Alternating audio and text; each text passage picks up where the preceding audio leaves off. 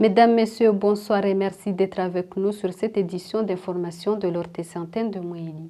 Sans pour autant tarder, voici les titres. Faire le bilan annuel de la Mecque a fait l'objet d'une assemblée générale à la salle multifonctionnelle de Moïli.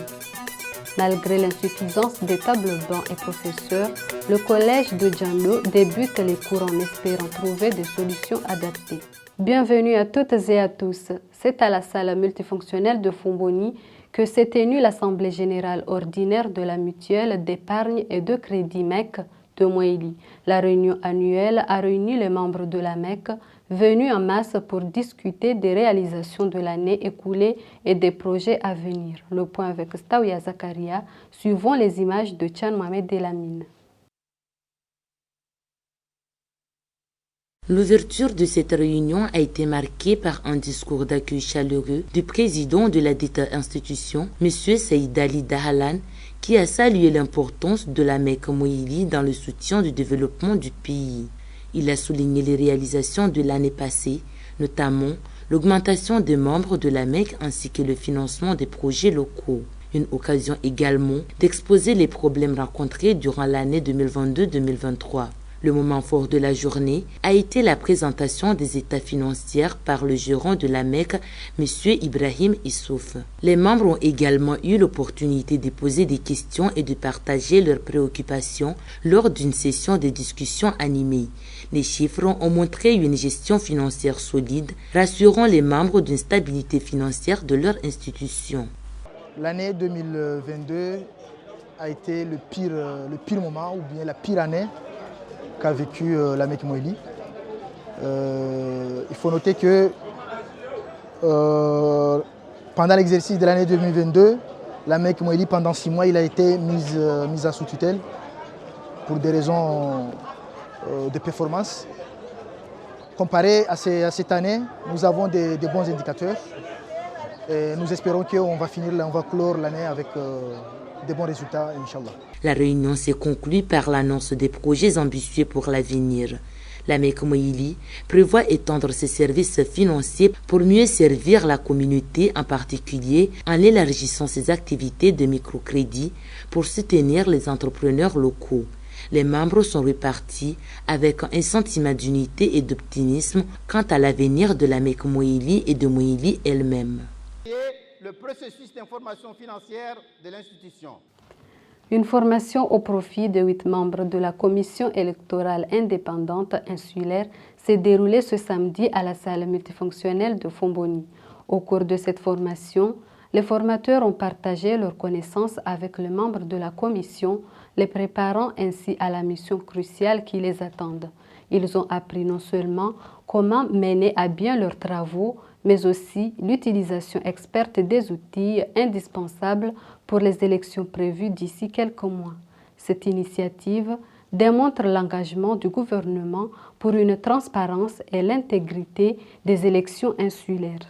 L'objectif de la formation d'aujourd'hui que la CENI mène ensemble avec la commission électorale insulaire de Moali, c'est pour le faire savoir du dispositif électoral, en commençant par le cadre légal, c'est-à-dire les lois, ordonnances, décrets, arrêtés, tout ce qui est du loi concernant le processus électoral 2023-2024. En plus de cela, nous sommes venus ici pour le faire savoir aussi et leur donner le matériel nécessaire qu'ils devront utiliser durant ce processus électoral. Page éducation, le collège de Wanani dans la région de Djano est dans un mauvais état. Avec l'insuffisance des salles de classe au même titre que les tables bancs pour accueillir les élèves, les responsables du dit collège sont au four et au moulin pour trouver une solution face à ce problème. Le point avec Roïda Saïd et Fadjidou Ahmed.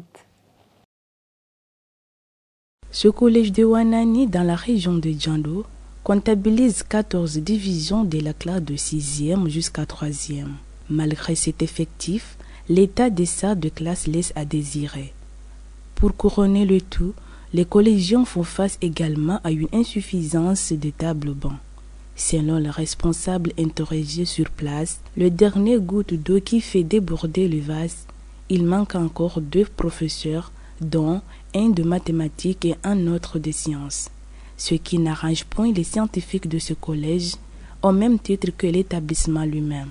Pour affronter tous ces problèmes sans pour autant perturber les cours, les responsables du collège de Wanani font le nécessaire pour fabriquer des tableaux bancs en bois et aménager d'autres salles de classe pour permettre aux élèves de suivre les cours de cette année.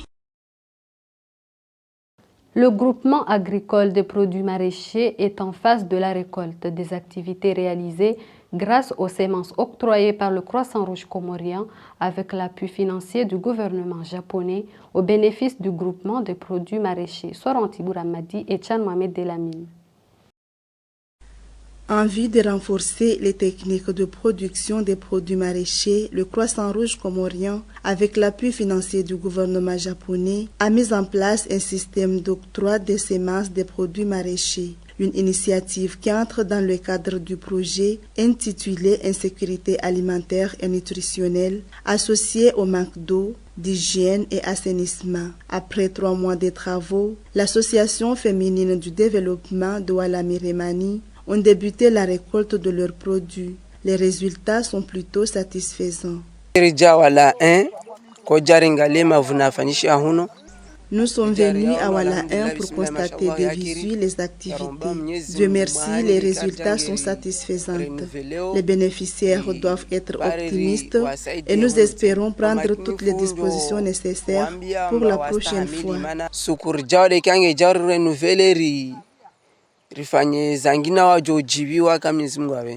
Les bénéficiaires ont montré leur satisfaction vu que c'est la première qu'ils ont reçu ce soutien de la part du Croissant Rouge depuis qu'elles se sont lancées dans des activités de jardinage. Je vous remercie et espère fortement que la prochaine fois, nous obtiendrons les semences à temps. Nous avons besoin aussi d'accompagnement et de formation. Et le problème majeur que nous avons rencontré, c'est le problème d'eau.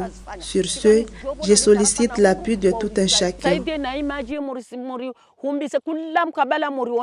Soutenir les agriculteurs est une façon non seulement de garantir l'autosuffisance alimentaire, mais aussi lutter contre le chômage dans le pays. Que ce soit les moyens techniques, matériels, le Croissant Rouge n'aménage aucun effort à travers l'appui financier du gouvernement japonais pour améliorer la productivité pour le bien-être des citoyens. La récolte du girofle a débuté dans la région de Djando, contrairement aux autres régions qui vont bientôt finir leur récolte. Contrairement aux années précédentes, l'ambiance de la cueillette de ce produit n'est pas au rendez-vous actuellement. Mounibou Amir et Fadjidou Ahmed pour plus de précisions. En effet, contrairement à d'autres régions de l'île de Mouili, dans la région de Djando, la récolte du girofle vient de débuter. Pendant cette période de cueillette, nombreux sont les jeunes de l'île sur Danjouan qui font le déplacement pour ce produit de rente. Bien que cette fois-ci, la récolte coïncide avec la rentrée scolaire. Dans les places publiques, comme dans les vérandas, ce dernier ne manque pas, que ce soit pour le triage ou séchage. Une récolte tant attendue par les producteurs ainsi que les acheteurs, bien qu'un kilo de girofle sec est vendu à 2750 et le girofle cru à 750 francs.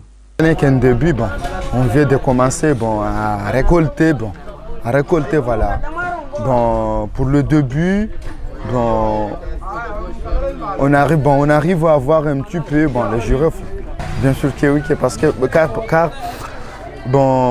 cette année, Dieu merci, le prix vient d'augmenter un petit peu.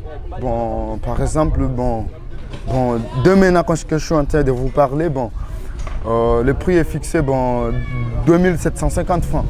Par rapport à l'époque, c'était à 2300, 2400.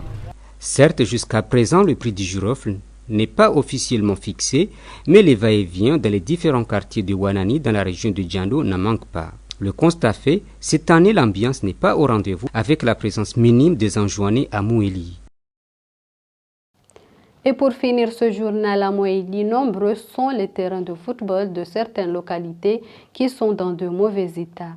Parmi eux, celui de la localité de Mlabanda qui ne répond pas aux normes dignes d'un terrain de football malgré l'implication de joueurs de la dite localité.